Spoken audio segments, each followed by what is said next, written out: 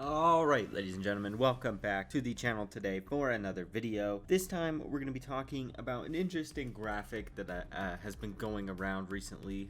It was a data collection thing performed by somebody on Reddit. They posted it on Reddit. I will leave a link to it down below if you're interested in viewing it for yourself. But they did an interesting study on the top 100 streamers on Twitch, and what they did is basically see if these top 100 streamers can be put into groups, basically how grouped up they become as you go up the ranks of top streamer on Twitch. And he also used that data to see how these top 100 connect to each other and how often they collaborate with each other and things like that. This data was taken from a week in December on Twitch, so obviously the top 100 changes a lot based on like viewership and stuff, so maybe one person is on here who the next week wouldn't have been on here, but overall I think it paints a pretty cool picture of some data on Twitch. Personally, I just like data like this. Personally, I'm kind of a nerd when it comes to more in-depth data about things I like, and I love Twitch a lot. I watch a lot of Twitch, so it's cool to look at and see a lot of the data behind a lot of the things that maybe you thought about on Twitch but didn't necessarily know without it. Not to mention 95% of you who watch my videos aren't even subscribed. I don't like giving this speech every time. Every YouTuber in the world does it, and it's very cliche and over dramatic and overdone at this point, but I have to do it. All right, I just have to. It's just how YouTube works. If you don't do it, people don't subscribe, and for me, I may have a very low number of subscribers, but it still works every time I say it, so I gotta do it. So let's jump into it here. So as you can see, everything's color coordinated based on different groups, and different groups have different colors. For example, this green group up here is a lot of the Portuguese streamers, while this yellow group over here plays a lot of FIFA. This orange one is a lot of the Spanish and European streamers over here.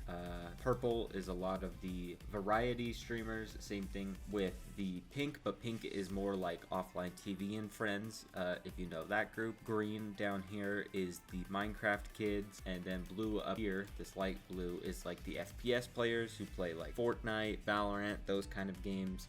And then you got like random one-offs here in the middle. Orange is like League of Legends. Green, this like kind of, to be honest, like poopy brown kind of green, is like the Rocket League, Brawlhalla, like games like that over there. Down here got some more, I think that was like Hearthstone stuff. I don't know exactly every group by heart, so if I misplace some of them, I apologize. I think these are some more Fortnite people, but who are European again. I know this is not an English speaking channel, but I don't know exactly what language. You got like Blast Premier, who connects to a lot of the Dota community over here. I think that's about all of them. I don't know what this dark red is. Maybe is that like Overwatch? I don't know. Either way, you get the point. There's a whole lot of groups on here that have a whole lot of different connections, and I think it's a really interesting topic to kind of talk about and see a lot of the data on Twitch that, like I said, I kind of knew about, right? Like, I think a great example of this is like the OfflineTV group, because obviously OfflineTV themselves all play games with each other and are very closely connected and are all pretty much a part of the top 100 streamers on Twitch, and their friends, because of that, are all pretty close to them and connected as well. Not obviously, there are some outliers like Ludwig. He's not a part of OfflineTV, but he plays with them quite a bit, so him being here makes sense, instead of being in like this variety purple category up here. Same thing kind of with like Hassan. He plays with them a lot too, but he obviously does his own thing, so he's a little bit more removed and is a different color. Another interesting thing here to think about is just these lines. Basically, all of these lines that connect people represent the crossover in viewership. So the thicker your line is connecting to somebody, the more viewership crossover that you have with that person. Now, obviously, in the middle of the graphic in general, and probably, if not the biggest, the second biggest circle, is XQC. I think everybody in the world could pretty much say safely that XQC is basically the biggest streamer on Twitch. He's the most well known. If you had to pick pick like a face of Twitch, it's gonna be XQC. Whether, I mean, it maybe not for like brand things and stuff like that, and he's got his own dramas floating around all the time, but that's neither here nor there. In general, if you ask people who's the biggest streamer on Twitch, the answer is most likely gonna be XQC. So his circle being in the middle of everybody, connecting to pretty much everybody here makes sense. I mean, the dude streams fucking like 15 hours a day every day, never takes time off unless he's banned. Like, for him to not be in the center with the amount of viewership and the amount of hours watched and things like that that he has would not make sense.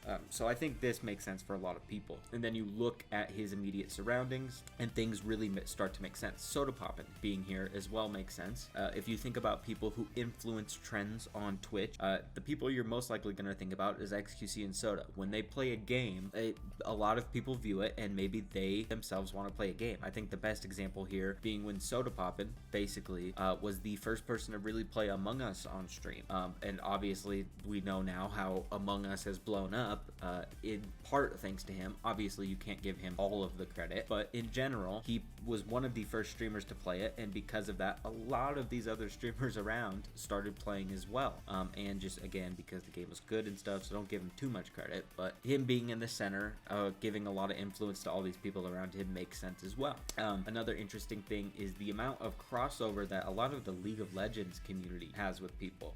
You would think the League of Legends would be kind of like this Dota scene over here, where they're more detached, they have some people who are closer and have some good crossover between people, but no, League is actually like directly in the middle of everything as well, which is kind of just cool to look at. It means a lot of the League viewership also branches out into a lot of other variety of content, which I think is really cool. It just gives you an idea of how much crossover viewership wise people will watch, because like for me, for example, my streamer that I watch the most on Twitch is probably Ludwig, right? That's just me being honest. So because of that, I will watch a lot of these other streamers in this pink area. Whether they deserve to be in the pink is up for debate, like Atriox, Stans, Cutie, Mango. I think they all border more on the variety side, but that also makes sense because if you look, they are all closer to the border here of variety than they are to like the center of this OTV circle where like Saikuno and Ludwig and Pokimane sit. And the varying distances between them is another cool factor to see. Anyways though, I watch him the most. So for me, the other streamers that I personally watch outside of him, I watch a lot of the OTV people, and then I will also bounce around to a lot of the variety people. So I watch Hassan, I watch Mizkif, Critical, Clint, Train, XQC, a lot of these people in the purple. So seeing those connections cross over in my mind makes sense. But personally, I don't really watch League of Legends. Nothing against anybody who does or anything, it's just not my favorite game or anything. However, seeing the amount of crossover between somebody who watches any of these people, they're very close to the people I watch. Like very close. In fact, closer than I would have imagined personally. So it's just really cool to see. Then you get these thick lines like this where XQC and Summit have like insane amount of crossover. Just look how thick that line is. That's thicker than probably some of the bubbles on here for streamers, which is pretty cool to be honest. But you also get a lot of these variety people, and you can tell who does variety, which would be more over here, or who does variety but with a lot of collaboration and with a lot of mainstream games and stuff. Again, XQC being like the great example. He crosses over with a lot of people and plays a lot of variety of games that a lot of people play too. So he's more towards the middle, where someone like the chess channel. Chess is obviously pretty much exclusively chess, yet the amount of crossover is not as much as XQC, so it makes sense. Another cool thing though, how close some of these people are together. Really interesting stuff here. Basically all I'm saying with this whole graphic is there's just a lot of really cool things here that you may not like notice on first glance or think about too much as you view Twitch, but kind of makes a lot of sense. Like, for example, Tim the Tatman being more close to the edge of a lot of the League streamers and variety streamers as opposed to like Ninja or Dr. Lupo, kind of makes sense, I think personally, or even Nick Merckx I think is a better example, because Tim will play games other than like Warzone or Fortnite or anything like that, like the shooter games basically. He'll play different variety game stuff. He played Fall Guys for a long time, to much success, you know, things like that. Whereas Nick Merckx pretty much exclusively plays like Warzone, so he's pretty disconnected from everything else over here, but his lines connecting to all of the people in this category are very thick because the viewership for like FPS games stays in the FPS games basically. Outside of obviously some examples, Myth being a pretty good one. He's pretty close with the OfflineTV people. He's pretty close with the League people. He's pretty close with variety people. He gets around a lot more than I'd say like Nick Merckx does, for example. And then you have this big mass down here with probably the biggest circle on here. These got to be pretty close. XQC and Tommy have got to be fairly close. These Minecraft, I call them Minecraft kids because that's kind of just what everybody calls them. They're not really all kids, or like it's not meant to be an insult or anything like that, but that's just like what you call the group. They've recently exploded basically out of nowhere. If you look at a map similar to this from last year, this section would not even be here pretty much. I mean, there would be outliers, obviously. Someone like Captain Sparkles would probably still be on the list. Minx is still on the list probably. You know, there's obviously examples in here, but the biggest one, Tommy in it, was not on this list last year. Maybe he was a top 100 streamer last year, I don't know for sure, but like his circle at the very least was not that big.